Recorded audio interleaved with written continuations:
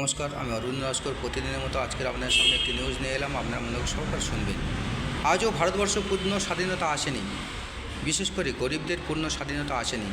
ইংরেজরা চলে গেছে, তার জায়গায় এসেছে ধনী ব্যক্তিরা বা বড় লোকেরা। আজও 40% গরিব মানুষ খেতে পায় না। গরিবরা পেটের জন্য চুরি করলে চোর বলা হয়, আর বড় লোকেরা কোটি কোটি টাকা থাকার সত্ত্বেও পেনের দ্বারা কোটি কোটি টাকা চুরি করে।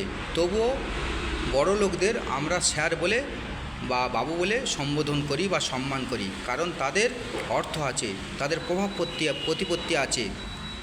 আর গরিবদের অর্থ নেই, তার জন্য সামান্য জিনিস পেটের দায়ে নিলে আমরা চোর বলি। তাদের জেলে দেওয়া হয় বা শাস্তি দেওয়া হয়, কিন্তু বড় লোকেরা সমাজ চালায়। তাদের কোটি কোটি টাকা আছে বলে তাদের শাস্তি দেওয়া হয় না বা জেল হয় না। তারা টাকার জোরে সব কিছু কিনে নেয়, তাদের না জেল না জরিমানা হয়। বড় লোকেরা টাকার জোরে আইন আদালত সব কিনে নেয়। তারা প্রমাণ লোপাট করে, বড় লোকেরা প্রমাণ লোপাট করে। কেউ যদি সাক্ষী দেয় বা দেব বলে তাকে কিনে নেয় বা প্রাণে মেরে ফেলার হুমকি দেয় বা মেরে ফেলার ভয় দেখায়, বা এমনও হয়েছে মেরে ফেলেছে। এটাই তফাৎ।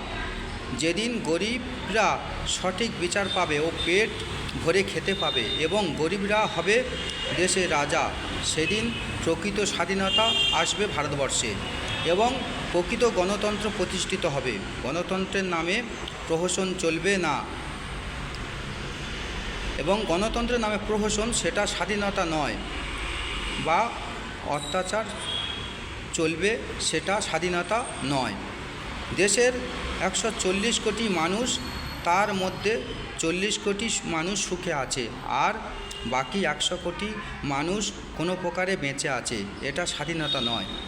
যেদিন 140 কোটি মানুষ সুখে থাকবে সেদিন প্রকৃত স্বাধীনতা আসবে এবং একটাও গরিব না খেয়ে মরবে না, ও সমান সুযোগ সুবিধা পাবে ও সঠিক বিচার পাবে।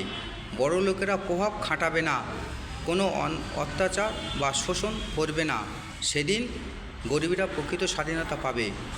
তার আগে গরিবদের প্রকৃত স্বাধীনতা এখনও আসেনি আর আসবেও না।